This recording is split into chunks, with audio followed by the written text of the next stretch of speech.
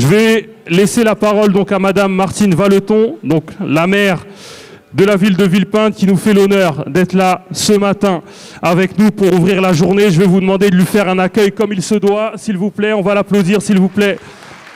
Bienvenue, merci Madame la maire.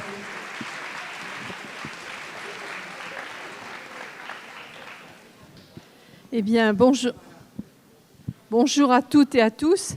Tout d'abord, je vous accueille avec mon adjointe qui est en charge du handicap à Villepinte, puisqu'on a une élue qui est destinée spécifiquement à suivre tous les problèmes de handicap.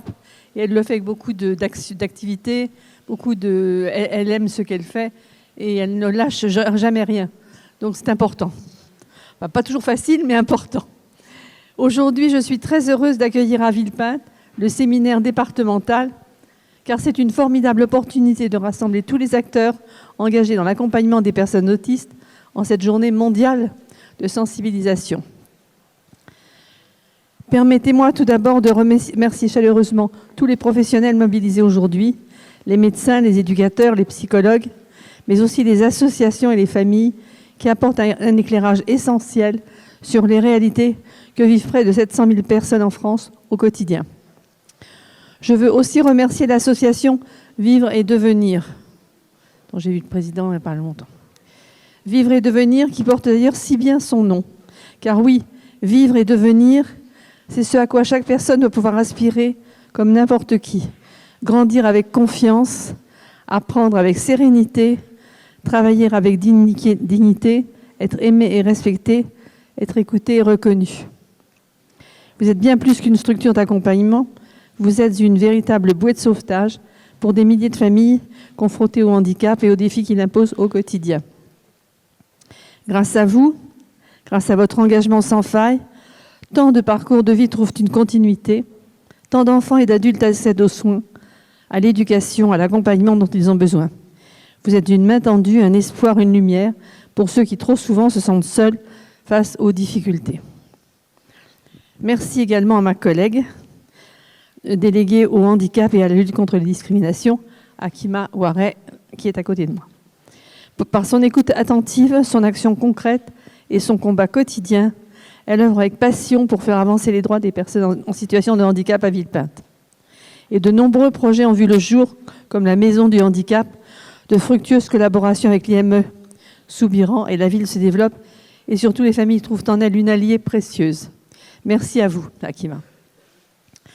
Alors, si nous sommes réunis aujourd'hui, c'est parce que l'autisme ne doit plus être synonyme d'isolement. Cette journée mondiale de sensibilisation à l'autisme nous rappelle combien il est essentiel de comprendre, d'accompagner et d'inclure chaque personne concernée. Car sensibiliser, c'est permettre à chacun de trouver sa place, sans discrimination et sans exclusion. Et d'ailleurs, à Villepinte, on le fait au maximum, y compris dans les écoles et dans les centres de loisirs. Je le disais à l'instant, l'autisme touche des milliers de familles en France. Il est pluriel, complexe, unique à chaque personne concernée. Et vous êtes les premiers à le savoir. Il n'y a pas une seule manière d'être autiste, mais il y a 1000 façons d'accompagner et de soutenir. Trop souvent encore, les personnes autistes et leurs proches se heurtent à des incompréhensions, à des obstacles qui ne devraient plus exister aujourd'hui. Trop souvent encore, des enfants, des adolescents et des adultes se trouvent isolés, faute de structures adaptées, faute d'un regard bienveillant de la société. Mais au-delà des paroles, c'est par nos actes que nous devons prouver notre engagement. En tant qu'élus, nous avons une responsabilité immense, celle de bâtir une ville, un territoire où chaque enfant, chaque adulte autiste a sa place. Cela signifie garantir un accès à l'éducation adaptée, à l'emploi, à des soins de qualité. Cela signifie accompagner les familles, briser les préjugés, sensibiliser le plus grand nombre pour que la différence ne soit jamais un frein, mais une richesse. Nous devons cesser de voir l'autisme à travers le prisme du manque ou de la difficulté. Il est temps de le voir à travers celui du potentiel, des talents, des singularités précieuses qu'il apporte à notre société. De grands artistes, de brillants scientifiques, des penseurs hors normes ont changé le monde parce qu'ils voyaient ce monde autrement. Aujourd'hui, notre devoir est d'offrir à tous ceux qui ont un regard différent sur le monde la possibilité de s'y épanouir pleinement. Et cela passe aussi par l'écoute et la reconnaissance des familles. car derrière chaque personne autiste, il y a des parents, des frères, des sœurs, des proches qui s'investissent sans relâche, qui se battent pour que leurs enfants aient accès aux mêmes chances que les autres. Leur parcours est souvent semé d'embûches, de rendez-vous médicaux en démarches administratives, d'espoirs déçus, en victoires durement gagnées. Cette journée du 2 avril n'est pas seulement une date sur le calendrier. C'est un rappel puissant que nous devons ensemble continuer à avancer, à progresser, à bâtir une société véritablement inclusive. Une société où personne n'est laissé de côté, où personne ne doit se battre seul pour exister. Alors à vous tous qui êtes présents aujourd'hui, parents, éducateurs, soignants, bénévoles, à vous qui portez ces valeurs d'inclusion et d'humanité, je veux dire merci. Merci pour votre courage, merci pour votre engagement, merci de nous rappeler jour après jour que nous avons tous un rôle à jouer. Je vous remercie.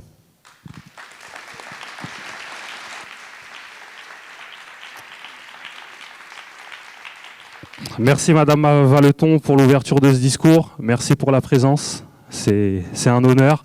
Madame la maire qui malheureusement est prise par des obligations, mais voilà, qui nous a quand même fait l'honneur d'être là. Donc on vous remercie pour la présence. Merci à vous.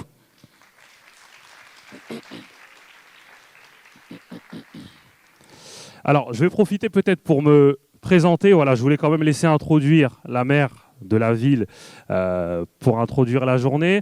Donc moi, mon prénom, c'est Nino, donc Nino Bolangi. Certains, sans doute, m'ont vu sur les tables tactiques du DIH 93, donc j'en ai vu beaucoup d'entre vous. Donc aujourd'hui, c'est un jour de fête, on peut le considérer comme ça. C'est la journée mondiale de l'autisme. Voilà pourquoi on a choisi la date du 2 avril. On va commencer la journée en laissant la place aux familles. Donc l'idée, c'était vraiment de donner la parole aux familles pour qu'elles puissent témoigner. Effectivement, les familles, ce sont les personnes qui sont au cœur justement de l'action des dispositifs que chacun d'entre nous dans cette salle portons. Alors, je vais vous demander d'accueillir Madame Camara, donc la maman de Nicolas. Donc, c'est un jeune qui a été accompagné par le PCPE Vivre et Devenir, et Madame Soukal, maman de Samy, qui a été accompagnés justement par Ma Sœur les Murs et la communauté 360. On va les applaudir bien fort, s'il vous plaît. Venez, Madame Soukal, venez. Alors, vous pouvez prendre place.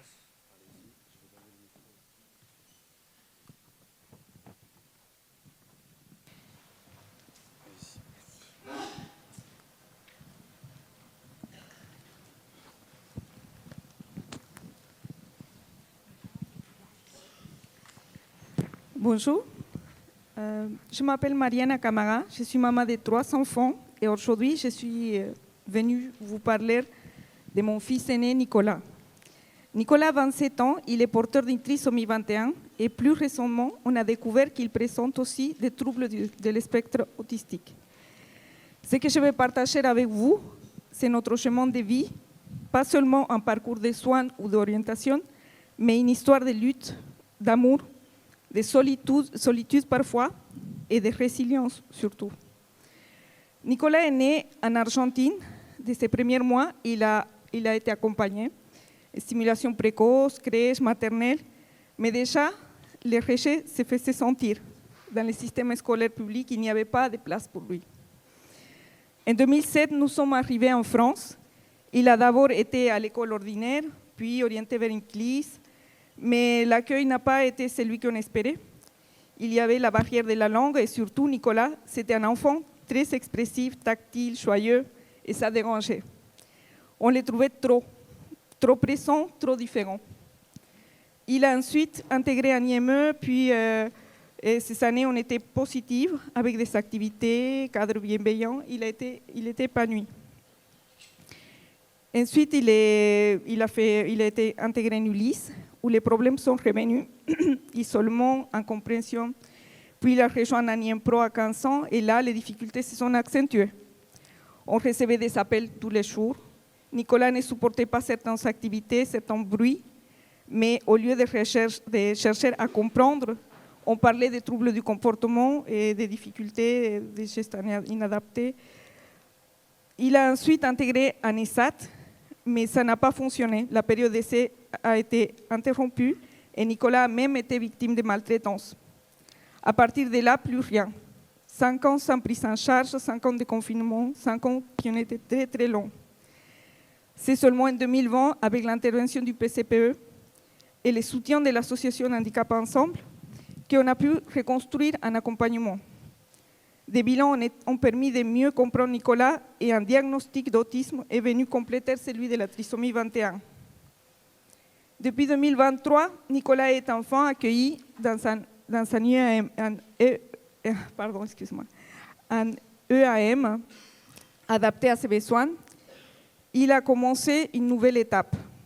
Donc, les liens qu'on a avec les professionnels, c'est des liens qui ont été très contrastés. Dans certaines structures, on a rencontré des personnes formidables, humaines, attentives, compétentes. Ce sont elles qui ont permis à Nicolas de vivre de belles années, mais aussi on a rencontré des liens qui sont souvent été compliqués avec surtout NSAT et NIEMPRO, où il y avait un rapport de force et il fallait que Nicolas s'adapte coûte que coûte. J'ai dû devenir sa voix, c'est moi qui alertais, écrivais, expliquais ce qu'il ressentait, ce qu'il ne pouvait pas dire avec des mots. Mais souvent, je parlais dans le vide. On nous écoutait sans entendre, on nous culpabilisait. Aujourd'hui, les choses évoluent avec les PCPE et avec les EAM. Et le dialogue est enfin plus ouvert. On n'est plus dans l'opposition, mais dans la construction. Donc, ce parcours a été marqué par beaucoup de souffrances. Il y a eu des manques de compréhension, de formation parfois, de flexibilité de certaines structures. Il y a eu l'isolement, la peur constante de perdre une place, de ne pas être pris au sérieux.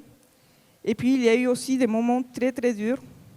Qu'on vous appelle tous les jours pour venir chercher votre enfant, qu'on vous dit que votre fils est trop difficile sans chercher à comprendre pourquoi. Et puis, c'est un rejet qui a eu des conséquences sur Nicolas, bien sûr, qui s'est renfermé, et aussi sur la famille et sur moi, que je suis tombée malade. Et pourtant, on a continué par instant, par amour, par devoir. Ce n'est que récemment, avec le soutien du PCPE, que les choses ont commencé à bouger. On a refait des bilans, on a enfin mis des mots sur les troubles autistiques et ça a tout changé. Nicolas, qui avait souvent été réduit à ses comportements sans qu'on cherche à comprendre ce qu'il exprimait, et surtout l'absence de solution pendant 5 ans, nous avons écrit, appelé, cherché et rien. On a vécu de l'intérieur ce qu'on appelle une violence institutionnelle, être ignoré, rejeté, mais on n'a jamais lâché. On a frappé à toutes les portes et on a été aidé par des associations et surtout, on a eu la chance de croiser le PCPE qui a permis de redonner un cadre à Nicolas. Mais ce parcours a laissé des marques chez lui et chez nous aussi. Aujourd'hui, Nicolas est à l'EAM depuis 2023, une structure qui est spécialisée dans l'accompagnement des personnes avec autisme. Il est plus apaisé, il commence à s'y sentir bien, il a un espace où il n'est pas jugé, où il peut être lui-même. Il progresse, il communique mieux, il canalise davantage ses émotions. Ce qui change tout, c'est qu'il ne craint plus d'être exclu. Il sait qu'il a une place et ça l'apaise. Bien sûr, tout n'est pas parfait. Il reste des séquelles, des peurs, des blessures, mais il avance et nous avec lui. Ce que je veux dire de tout cœur aux familles, aux autres familles, c'est de ne pas rester seul. Même quand on est épuisé, même quand on a l'impression que tout est bloqué, il y a des ressources, des personnes bienveillantes, des associations, des professionnels engagés. Il faut continuer à se battre, à croire en nos enfants, à faire entendre leur voix. Chaque comportement difficile cache une émotion, une incompréhension, un besoin. Le système doit apprendre à écouter, à s'adapter, à changer. Et nous, familles, nous avons le droit d'être reconnus, de ne plus être vus comme des obstacles, mais comme des partenaires essentiels. Moi, j'ai trouvé de l'aide dans les associations, dans les professionnels bien formés, dans les PCPE que je remercie. Ce sont des rencontres qui ont tout changé. même après des années très dures, on peut retrouver de l'espoir et surtout nos enfants méritent mieux. Ce que je souhaite profondément, c'est que chaque enfant puisse grandir dans la dignité, dans un environnement où il est écouté, accueilli et respecté. Parce qu'au fond, chaque personne a sa richesse. Il suffit qu'on lui laisse la place d'exister. Merci de m'avoir écouté.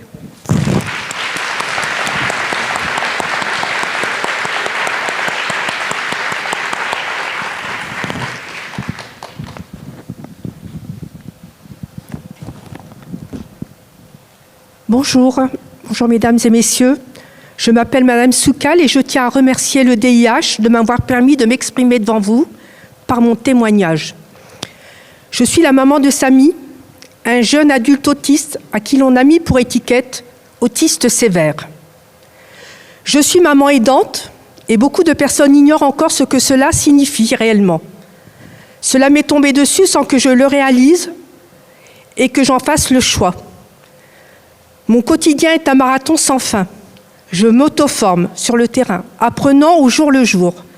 J'oublie souvent mes propres besoins et mes problèmes de santé par manque de temps. C'est bel et bien un métier, même s'il reste encore trop souvent invisible aux yeux de la société. Samy a été adopté à 2 mois et demi et j'ai repéré des signes précoces de troubles à 18 mois. Le diagnostic de TSA a été posé à 2 ans et demi après plusieurs bilans, Necker, Sainte-Anne et Robert Debré. Il a été en crèche jusqu'à 3 ans, puis en maternelle, en milieu ordinaire jusqu'à 7 ans. Ensuite, il a été orienté en IME jusqu'en 2020, avant d'être transféré à la section passerelle 16-20 ans pour les jeunes dits sans solution. En avril 2023, l'IME a suspendu sa prise en charge, ce qui a causé une rupture brutale. Après 10 mois de bataille acharnée, il a été réintégré 1 jour et demi par semaine en février 2024 et depuis peu, Samy bénéficie aussi d'un accueil temporaire de 90 jours à la Masse Saint-Louis de Villepinte. Au tout début de l'accompagnement de Samy, de 7 à 16 ans, le contact avec l'IME était correct, mais il manquait des outils adaptés, notamment la communication par pictogramme et des professionnels spécialisés dans le domaine de l'autisme. Plus tard, en section passerelle, la communication s'est détériorée avec des professionnels peu formés, se focalisant uniquement sur les difficultés de Samy sans reconnaître ses progrès.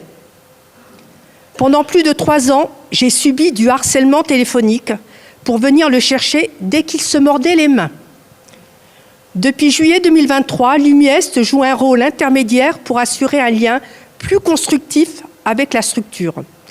L'UMIEST est intervenu pour calmer les tensions entre la passerelle et moi-même et est venu à mon secours dans plusieurs domaines. La principale difficulté que j'ai rencontrée a été l'abandon brutal de Samy par l'IME en avril 2023, entraînant une perte de repères et une immense détresse, que ce soit pour Samy ou pour moi-même. J'ai fait une grosse dépression, car me sentant abandonnée. J'ai dû me battre pendant 10 mois, multipliant mise en demeure et sollicitations, afin que Samy soit réintégré et retrouve goût à la vie. Si un enfant atypique autiste non-verbal est exclu d'un IME, alors quels sont les intérêts des instituts ? Mon combat a été épuisant, impactant ma santé, ma vie sociale et professionnelle. J'ai dû me résigner à abandonner mon activité professionnelle de ce fait. Heureusement que j'ai trouvé une écoute bienveillante et compréhensive auprès de la communauté 360 de Villepinte et l'aide de l'UMIES qui m'ont soutenu dans mes démarches et permettant à Samy d'obtenir un séjour de répit l'année dernière, en février, et également un autre séjour à venir pour les vacances d'avril, ainsi qu'une intégration partielle à la Masse de Villepinte. Je voulais également parler de l'association All Inclusive qui m'a épaulée lors de ma dépression et qui est venue à mon secours avec une femme extraordinaire, Linda Fekiri, qui est présidente de l'association et qui s'efforce à défendre les droits des familles et de leurs enfants, les accompagnant également, même dans les administrations, pour faire leurs démarches et participant même aux réunions pluriscolaires. L'association All Inclusive m'a soutenue dans les problèmes rencontrés avec la passerelle et est intervenu à de nombreuses reprises. Un travail valorisant qui mérite un grand respect. Les actions de l'association méritent la reconnaissance des pouvoirs publics. Cette association nous propose tout au long de l'année des formations gratuites, des cafés des parents et des sorties accessibles à tous. Depuis le 3 mars dernier, Samy est mieux accompagné avec une nouvelle équipe encadrante, bienveillante et motivée. Il est accueilli 1 jour et demi par semaine à la section passerelle et bénéficie d'un accueil temporaire de 90 jours à la masse hors les murs de Saint-Louis, à Villepinte, 2 jours et demi par semaine, avec en complément une VAD par une éducatrice de la masse hors les murs. Il reprend progressivement ses repères et son bien-être s'améliore. Il est plus épanoui et cela se ressent, car le matin, il se lève avec empressement pour y aller. Mais cette prise en charge reste très fragile et temporaire, et je m'inquiète pour la suite. Je veux porter comme message aux familles que les personnes en situation de handicap n'ont pas besoin de pitié, mais de reconnaissance de leurs droits, comme le stipule la Convention internationale des droits des personnes handicapées. Nous, parents aidants, vivons dans l'angoisse de l'avenir de nos enfants, face à un système défaillant et à un manque de soins adaptés. L'accès aux soins est un parcours du combattant par des délais interminables, un manque de professionnels formés et absence de prise en charge adaptée. Nos enfants ont droit à des soins et un accompagnement digne de ce nom et le respect de leurs droits ne doit pas être une option. Je tiens à rajouter également les difficultés administratives que nous, parents aidants, rencontrons par des démarches longues et très compliquées. Un parcours semé d'embûches, long et difficile, laissant les familles en plein désarroi. Merci de m'avoir écouté.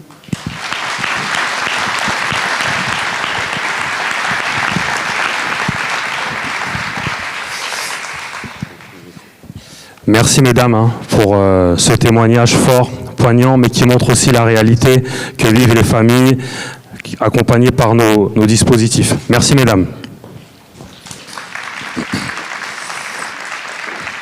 Bonjour, c'est Madame Bouffenara Asma, je suis psychologue à l'EM Gaïa à Noisy-le-Grand. C'est un établissement d'accueil médicalisé pour adultes atteints d'autisme. Et c'est à Noisy-le-Grand et il fait partie de l'association GAPAS qui est basée principalement dans le nord de la France et qui a ouvert des établissements ici en Île-de-France. L'EM en fait partie. On a aussi un accueil du jour à Montfermeil, un accueil du jour à Aubervilliers. On a un appartement qui aide les jeunes adultes autistes à aller vers l'autonomie et l'inclusion dans le milieu ordinaire. Et on a aussi une équipe mobile. Ces dispositifs sont dirigés par Madame Saléha Achour, qui malheureusement n'a pas pu être présente aujourd'hui. Elle vous passe le bonjour, elle passe le bonjour à tout le monde. Bonjour Madame Achour.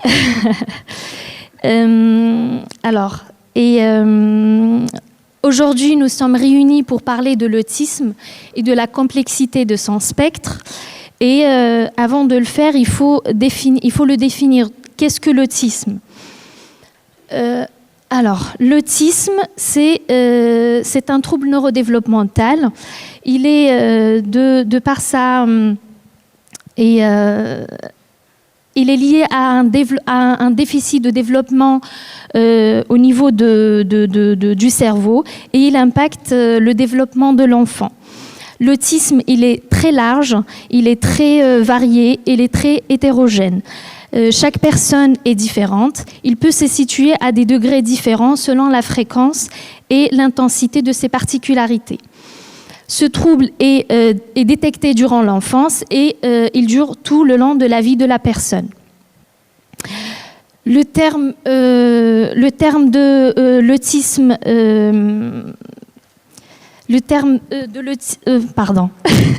Les caractéristiques de l'autisme varient énormément d'une personne à l'autre et c'est un spectre très large et c'est pour ça qu'on l'appelle le spectre de l'autisme, le TSA. Voilà.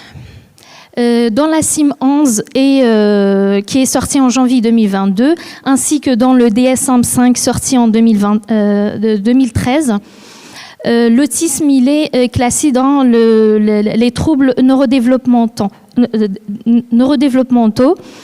Les critères de diagnostic incluent deux grands axes qu'on appelle la dyade. Appelée précédemment la triade, mais une appellation qui n'existe plus actuellement. Dans le premier axe, on est plutôt sur une symptomatologie autour des déficits de la communication et des interactions sociales. Cela englobe les déficits de réciprocité sociale ou émotionnelle, les déficits des comportements non verbaux et les déficits du développement, du maintien et de la compréhension des relations. Dans le deuxième axe, on trouve les comportements et les intérêts restreints et répétitifs.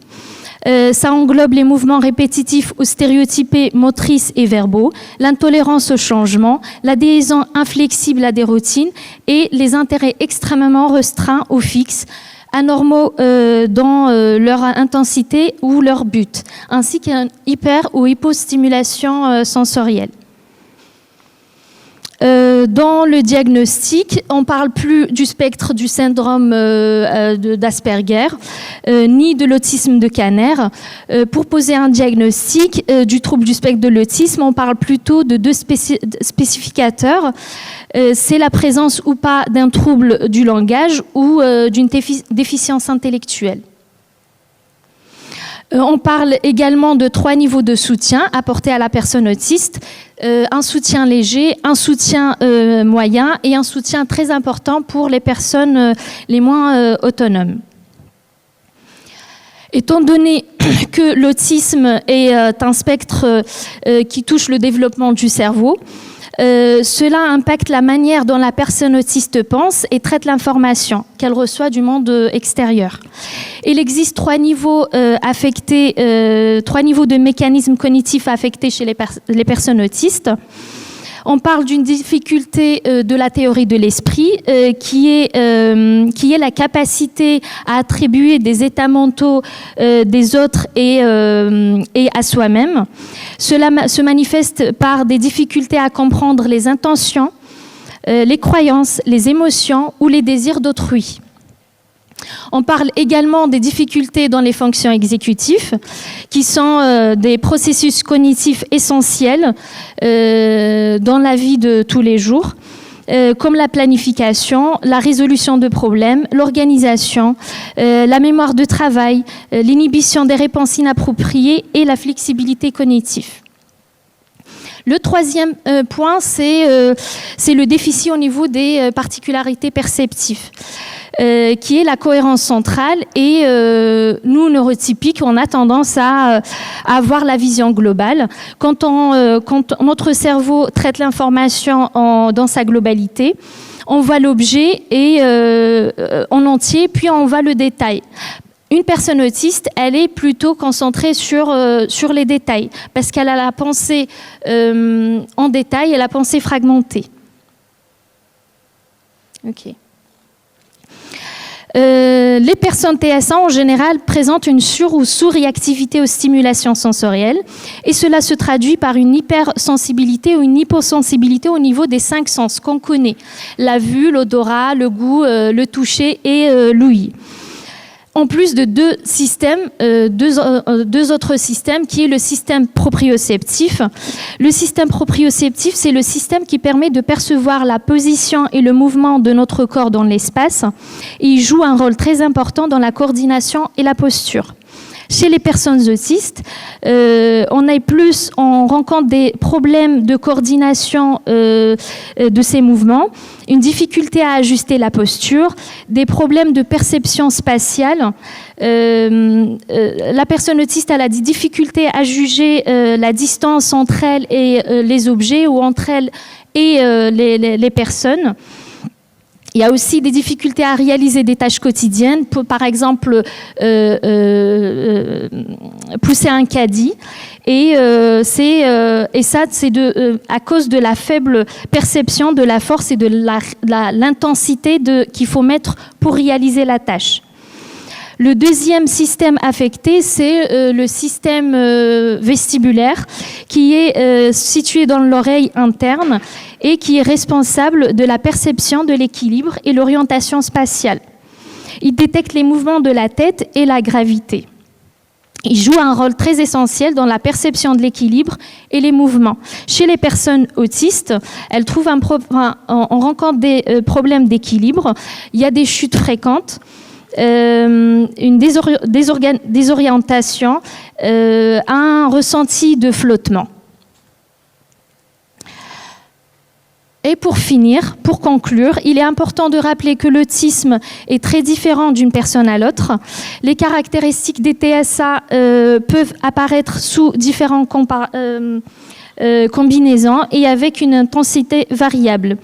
L'autisme ne se limite pas à ces formes génie, savant qu'on connaît. Sur le site OMS, c'est mentionné que plus de 50% de personnes avec autisme ont une déficience intellectuelle. L'autisme, c'est pas la conséquence d'une mère rigide. Il n'est pas limité à l'enfance, il est permanent tout le long de la vie. L'autisme, c'est pas une psychose. Et malgré que le fonctionnement neurologique et le traitement de l'information est différent, mais cela ne veut pas dire que c'est moindre.